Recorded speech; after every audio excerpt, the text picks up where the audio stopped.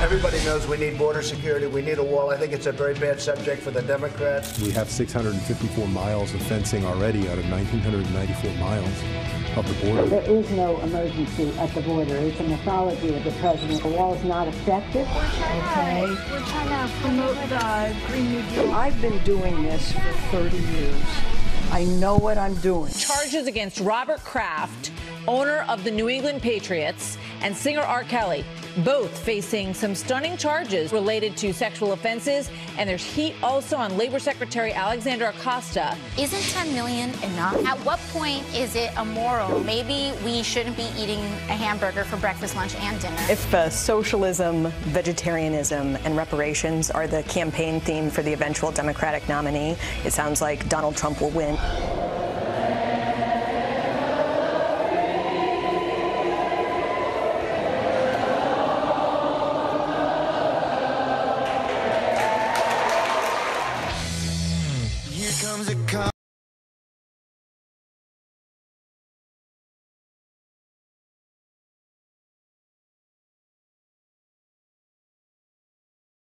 Stole Katie Pavlich's hard-boiled eggs. They stole my breakfast. I didn't have it, so I'm a little grumpy today. That's why. It's going to be okay. I came all the way from Mexico to find your eggs. Yes. And we will resolve that. He's on the case. We are investigating that as we speak, aren't we? But we are indeed. Speaking of the border, you were just down in Juarez, correct? We were, and I was in Ciudad Juarez, as our viewers know, and it is such a big part of the news cycle now because on Friday the House introduced a resolution to vote against the President's National Declaration, and we will get a vote on Tuesday morning in Washington. Yeah, House Speaker Nancy Pelosi talking about the pushback on President Trump's resolution. Listen to this.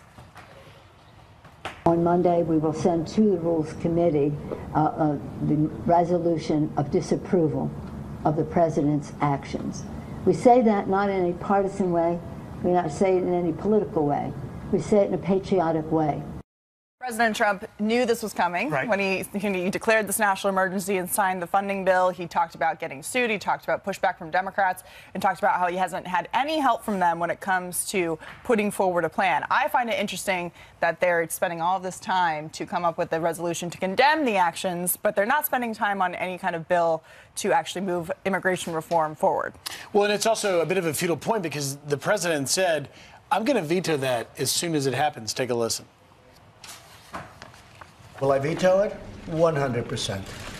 100%. And I don't think it survives a veto. We have too many smart people that want border security, so I can't imagine it could survive a veto, but I will veto it, yes. Yeah, I mean, we have to remember that despite Nancy Pelosi saying this is not partisan, this is not political, the vote or the decision to put this to a vote on Tuesday is both partisan and political. Just take a look at the lines, you know? Great point. Great point, because if you looked at that Speaker Pelosi soundbite, she's in Laredo, Texas, right? That's right there on the U.S.-Mexico border. And then there was a delegation from the House Democrats and the House Homeland Security Committee, actually in El Paso, right across from me, seeing what's going on the border. So when they come, in the case of the Democrats that came to El Paso, there is a 470% increase from last year in total number of apprehensions. Will we hear from that committee and those Democrats that they went and saw the problem that it is? Will they call it a crisis?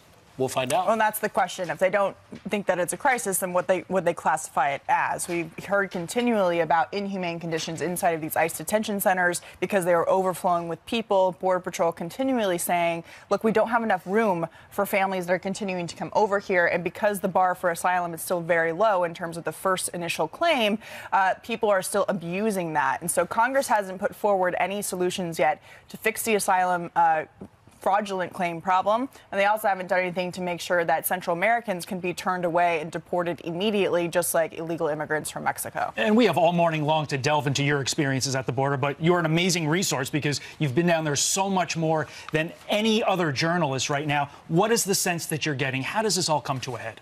Well, it comes to a head when you have a bipartisan solution to what is an undeniable increase in traffic, increase in narcotics existing on the border and deployment. Another 1,000 troops are being sent this coming week. By March 1st, you will have a total of 6,000. They will serve in an advisory, in a capacity that will support the efforts of our Border Patrol. Because when you have 1,000 people come over, many of them are family units, they have to be processed. That's agents off of the line, agents whose job is to stop the entry, the illegal entry, having to come back. In some cases, they're sick, they have to be dealt with or given care. It's a resource issue, and so at some point, to answer your question, it's going to have to be a bipartisan solution that deals with it. Well, the president is sending more troops to the U.S. border to do things like bolster the infrastructure and the barriers that are already there. Julian Castro says that it makes sense to take some walls down. Listen to this. We have 654 miles of fencing already out of 1,994 miles of the border. And so would it surprise me if there are places where it makes sense to take some of that down? No. And if you think this is an isolated view, when I was down in El Paso and I was in Miami talking with the anti-Trump protesters, I asked them point blank, should we tear down borders? Should we tear down walls? Should we tear down everything? To a man and to a woman, they all said yes. Yeah, there's agreement also amongst the migrants in the caravan. We asked many of them, some on the air, whether they wanted to see the wall come down, and they thought that was a good idea. They probably don't want the wall to come down. But switching gears here a little bit, the Green New Deal has been in the news a lot. It's a proposal that's been put into real legislation. Senator Dianne Feinstein was in her office with a bunch of people, children, who wanted to talk to her about the Green New Deal, and listen to how she responded to them wanting her to vote for it. We're trying to promote the Green New Deal. Well, there are reasons why I can't, because there's no way to pay for it. You just can't go in and say, okay, we're going to take hundreds of millions from here and hundreds of millions from there. It just doesn't work that way. Some scientists have said that we have 12 years to turn this around. Well, it's not going to get turned around in 10 years. What we can do, Senator, if this doesn't get turned around in 10 years, you're looking at the faces of the people who are going to be living with these consequences. You come in here and you say it has to be my way or the highway. I don't respond to that. I was elected by almost a million vote plurality, and I know what I'm doing. So, you know, maybe people should listen a little bit. These kids, who let these kids in my office? Oh, come on. They knew too many things. I feel sorry for Senator Dianne Feinstein. Whatever the politics are, she's explaining her job to children who have been persuaded by some of the more outrageous, irrational statements made about what this Green Deal. You know what kids are good at? Memorizing lines. And they clearly were memorizing some talking points that have been sent out about the 12 years and we're doomed kind of thing. Yeah. I mean, they clearly gave them a sheet of paper and said, say these things to Dianne Feinstein. But, you know, the serious side of what we just watched is, and I have two teenage daughters, I've watched in their generation, the movement that started with getting rid of straws. I thought it was the most preposterous thing ever, but this documentary that showed that, you know, there's straws are the worst thing in the world. Now you go many places, can't get straws. That's true. Here's what Dianne Feinstein had to say about this brouhaha, which I think is the most uncomfortable piece of TV we will see all morning. She writes, I want the children from the Sunrise Movement to know they were heard loud and clear. I have been and remain committed to doing everything I can to enact real, meaningful climate change legislation. Let's not forget that she does herself have 7 grandkids. And I want to pose this one little thing to the kids, not to be mean to children, but how did you get to Senator Feinstein's office? Was it by car? Right. Was it by plane? Your activities that you go to, going to school and everything?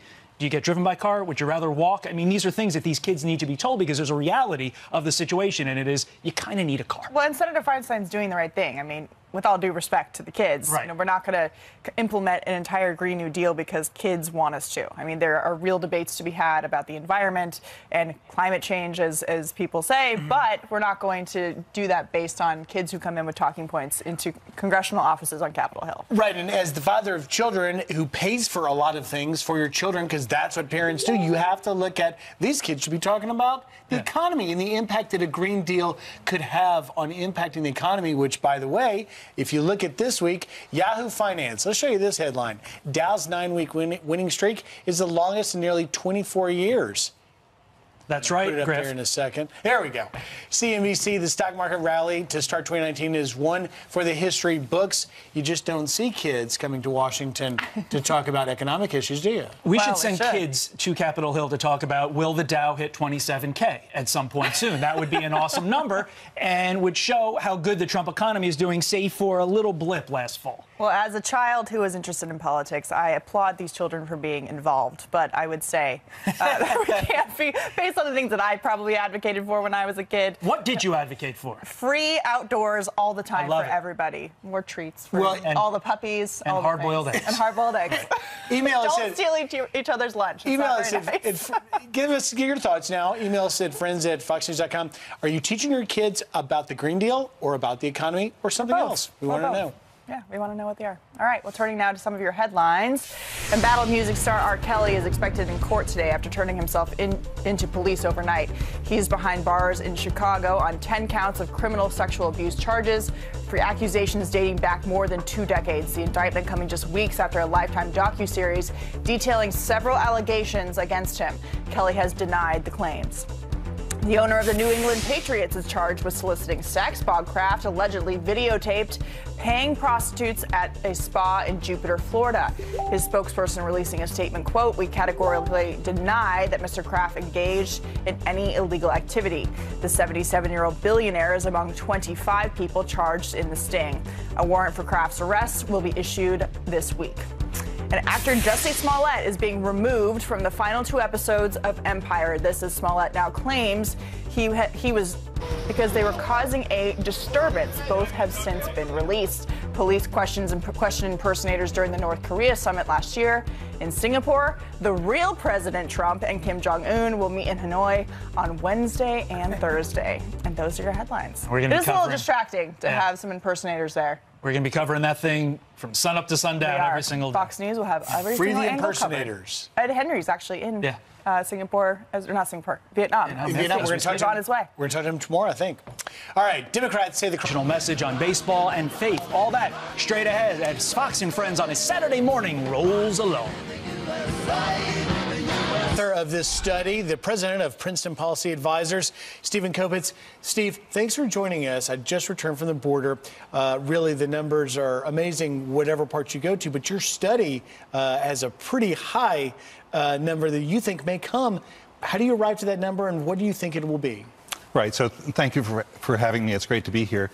So one of the trends we've seen is since last summer, the number of apprehensions at the border, the people they're catching trying to come across, have really in that migrant segment that they would serve. And people are responding to that from south of the border. You know, there's work here. If you can get across the border, there's great work, and they're coming, and we can see they're coming in big numbers. But what about the asylum part of this? Because as we've seen the surge, people aren't coming and saying, I'm coming for a job. They come to the border and say that they're seeking asylum. And so do the laws, as we were talking about before the segment, do the laws on the books encourage this type of illegal immigration for economic reasons, but is it done based on a false premise? Yeah, I think a lot of it is. I don't think all of it is, but a lot of it is people want to come up for a better life. A better life includes being more safe, right? But I think that the drivers are primarily economic. The people who come up are going to play the games by the rules as they're enforced, not as they're written. So if they can see that they can use asylum as a method, they're going to use that. So you have to be very careful when you draft laws, and because people will use the means available. So the goal is the same, which is a better life, whether you're in Honduras, El Salvador, or Guatemala. Let me show you the numbers here. 381,000 potential illegal immigrants crossed into the U.S. undetected. That's 2018. Right. You say that it's going to be incredibly larger than that number right there because of this reason. So when you hear some politicians say that there is no crisis, that this isn't happening, how do you respond? Well, it is happening. So we had a down period really from the Great Recession from 2008, 2007 until 2018. And you can see that in remittances back to Mexico. There was a whole 10-year lost decade for illegal migrants, too. And that's why they drifted out of the country. But that really ended last summer. We can see remittances now are at a new all-time high, passing the 2007 level. There are a lot of jobs, and they're beginning to come back. So that's why we see these numbers building back now to actually pre-recession levels. And we think that in 2019, we'll be back at 2008 levels, so at levels before the Obama administration. And they're just responding to the fact that the U.S. has a very strong economy. So what is the policy solution to solving this problem? Well, I mean, we have a solution that's different from everybody else's, right? Our view is that illegal immigration is a black market. The U.S. has never beaten any black market of any kind, whether that's drugs or gambling or prostitution. And the best way to do it is to legalize it and tax it. And we've done that successfully. We did it in 1933 with repeal of prohibition. We did that with gambling, right? So now we have Atlantic City and Las Vegas and Mega Millions. And we're doing it now with marijuana in a sort of semi-chaotic way, but making progress. And for example, here we can see at the border, the seizures of marijuana in the unsecured border have fallen by 60%. It's crazy. There's 1,000-pound days coming across the border. Stephen Kobitz, thank you very much for bringing us. Thank you very much. We'll have you back when we have some hard numbers later in the year. Very good. Thank you. Thank you very much. The Awesome Exchange going viral. You don't want to miss this.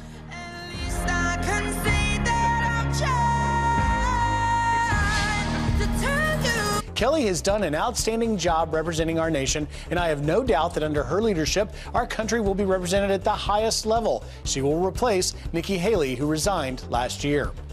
And the president's administration is banning tax-funded family planning clinics from promoting and performing abortions. The move potentially blocking centers like Planned Parenthood from receiving millions of dollars in federal funding. The policy is expected to be challenged in court. Todd?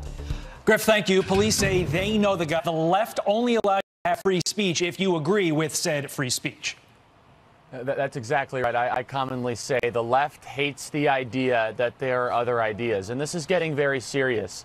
I mean, look, all violence should be denounced by everyone, but in a week where there was a lot of coverage about a fake hate crime in Chicago, there was a real hate crime out at University of California, Berkeley, and you saw that horrendous footage where there was a conservative activist at our Turning Point USA recruiting event times a year, not necessarily always physically, but we get verbal abuse, the harassment, and also just the retaliation from the leftist people on campus that try to prevent us from being there in the first place. But Charlie, this isn't just happening on college campuses. You, of course, were confronted with Candace Owens in Philadelphia last year. Let's take a listen to that and then talk about it.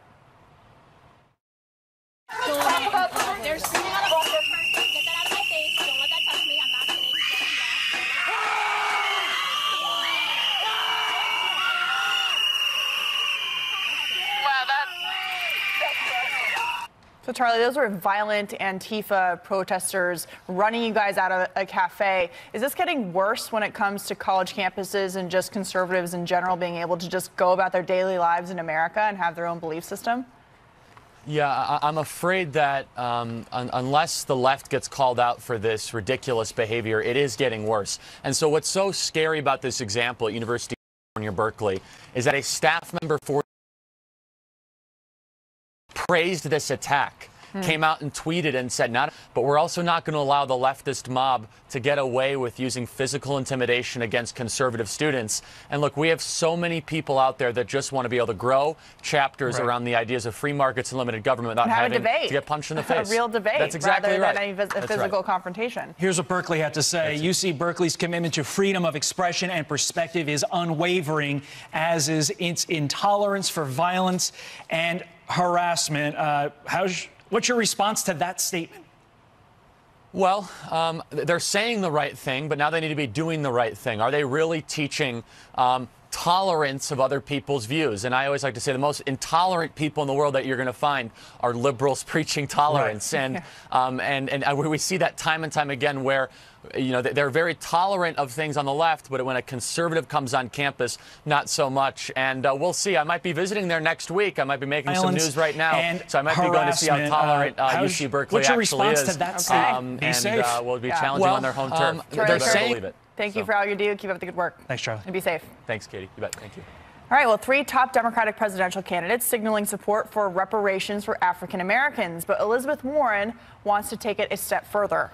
Plus, he literally won the Heisman Trophy and then turned into a baseball star. He's the one on the left. We're talking about Tim Tebow. I got a chance to visit him at Met Spring Training. His inspirational message on baseball and faith next. And a patriotic assist at this basketball game. The incredible moments from the crowd came to the rescue when the gym's speaker blew out.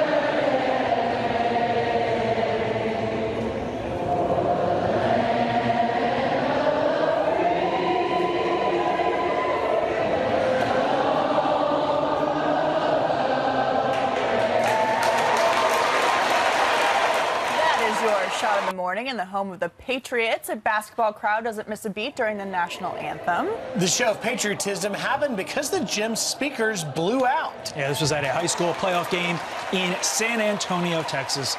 We love showing these types of displays of patriotism, especially when the team's name is the Patriots. Yeah, that's the best part. It says it mascot. above them. You know, you just see Patriots and you hear them doing it. But you had a big interview. Yeah, we had a lot of fun earlier this week. Remember, we were down in Miami, did a diner segment in Miami on Tuesday, and then Tuesday afternoon, we went on up to Port St. Lucie, which is the home of Mets spring training baseball. And there we got a chance to interview one of our favorites here on Fox and Friends, Tim Tebow. We talked about a lot of things, from baseball to faith to his new movie. We asked a few more questions. Check it out.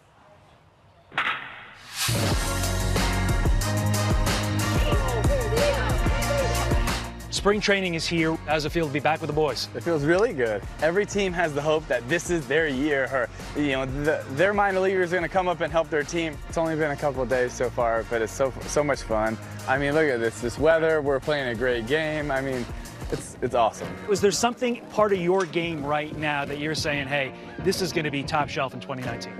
I don't know. I mean, there's a lot of things that we're striving for, but I think it's just in every area to get just a little bit better, that 1% in every area. And when you look back, if you do that, then you've made up a lot of ground. While your colleagues here at spring training camp were practicing during the fall, you have another job as college football analyst. Yeah. Put down the slogans because they don't work, all right? You know what works? It's called heart. So you had a unique training regimen when you were on the road. I train everywhere I went and bring coaches with me. But that's part of my life. I travel and speak and share and go on a lot of mission trips, so you find a way to train in those situations. You've been unabashed in bringing your faith to your game, be it football, be it baseball, be it life. How do you reconcile that with the world around us that right now is somewhat anti-religion? I don't know if I try to bring it with me. I think it's just who I am. I'm a Jesus follower and I love him. Hopefully that's something that people can respect, because if you believe in something that much, it's going to come out in your actions, and hopefully that's something people can see. You decided that college football analyst, baseball player wasn't enough. You decided to branch into other things. The movie is a combining of faith and sports. Tell us about it. Well, it's called Run the Race. I can do this. I've got nothing to lose and a scholarship to gain. And you're going to come with me wherever I go. This is a story about two brothers that their mom passes away and their dad's an alcoholic. And it's a story about redemption. Most importantly, it's a story about how God loves every single one of us, whether we feel like it or not, whether we're in the highs or we're in the lows. I think there's a lot of storylines in this that hopefully will hit home for a lot of people. You made news recently with something you said at a press conference. Because you're always going to have critics and naysayers and people that are going to tell you that you won't, that you can't, that you shouldn't. Most of those people are the people that didn't, that wouldn't, that couldn't. Why do you think there's been this groundswell of support for your words?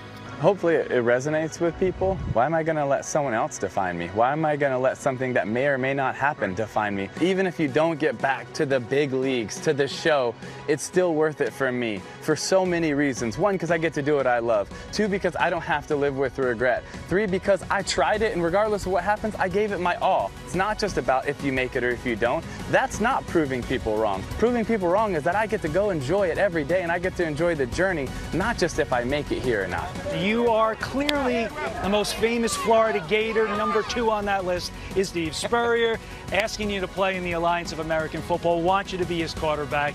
Is there any chance you're giving up all this for the old ball coach? No. I love Coach Spurrier. I think he's a great coach. I think it's a really good league. I think you're going to get a handful of players most every year to go from that league to the NFL. It's going to make that league more successful, just like the minors are for baseball.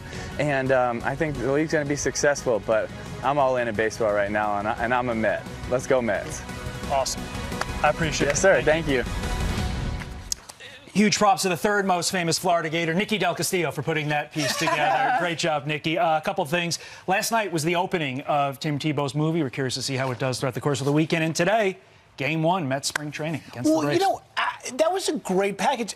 What I think a lot of viewers are thinking is, are we going to see him play for the Mets? And then after watching that and all the things he's involved in, and of course being true and steadfast to his message, spreading his message of his faith, is it your sense that he's maybe got too many things on his plate? I think if anybody can handle all those things, it's him, because he's really good at all those things. He's learning how to be good at baseball, and the reports are from a lot of people in the know that in September, when those rosters expand to 40 people from 25, that he could get a call-up, and then Citi Field's going to be rocking. Guarantee they sell out every single game. It'll be fun to watch, and he just recently got engaged. Yes. So congratulations to him. I asked him what was harder, lady. engaging or hitting a curve. He said, hitting a curve, Wade. All right. Well, turning now to some of your headlines. A manhunt intensifying for this illegal immigrant accused of killing an unborn baby in a hit-and-run. Surveillance cameras capturing him buying beer at a Florida store just hours before the crash. Police believe he was drunk when he slammed into a woman 8 months pregnant. She is okay. Authorities say he doesn't have a driver's license and was deported from the U.S. in 2000. And Senator Elizabeth Warren makes another race-based pitch to voters. The 2020 presidential candidate suggesting both Native American and African Americans should get reparations for America's, quote, ugly history of racism. We need to confront it head on, and we need to talk about the right way to address it and make change. Kamala Harris and Julian Castro have also called for reparations. And PETA is getting slammed for making disrespectful comments about the late Steve Irwin. The organization blasting Google's doodle celebrating the crocodile hunter and what would have been his 57th birthday. PETA tweeting, Steve Irwin was killed while harassing a ray. He dangled his baby while feeding a crocodile and wrestled wild animals who were minding their own business. Today's Google doodle sends a dangerous fawning message.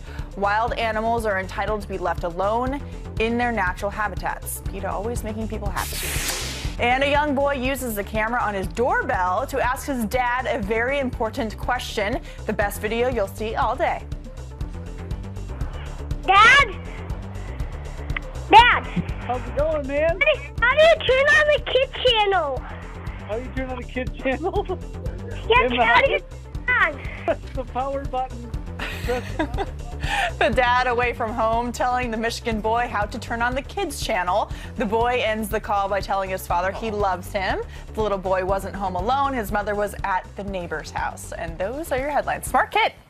Technology these days, yeah. You know? Connect anyway. Hey, so Rick, you got the blue tie memo. Yeah. I like that. I did. Yes. And Charlie Kirk did too. I think Kirk and I were wearing the same tie. I mean, it's kind of probably happens, what, 80% of the time? True. Really, we all wear a blue tie, let's be honest.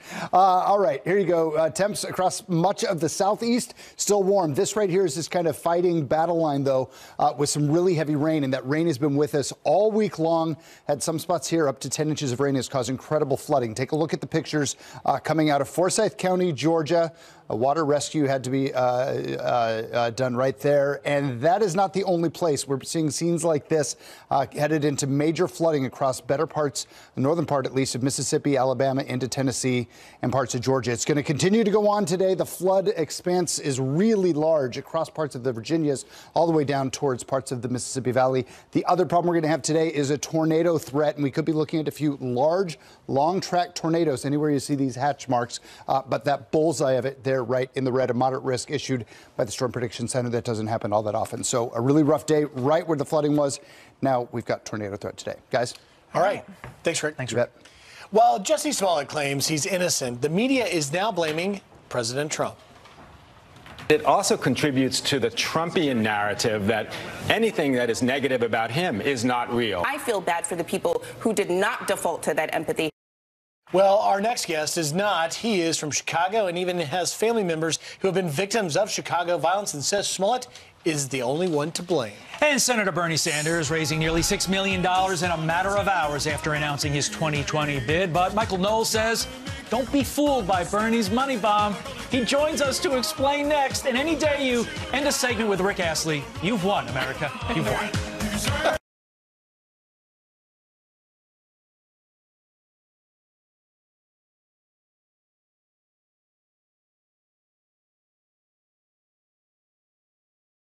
Jussie Smollett cut from the remaining season of Empire, yet still maintaining his innocence after police accused him of staging a hate crime on himself. Yet somehow the media is turning this scandal on President Trump and his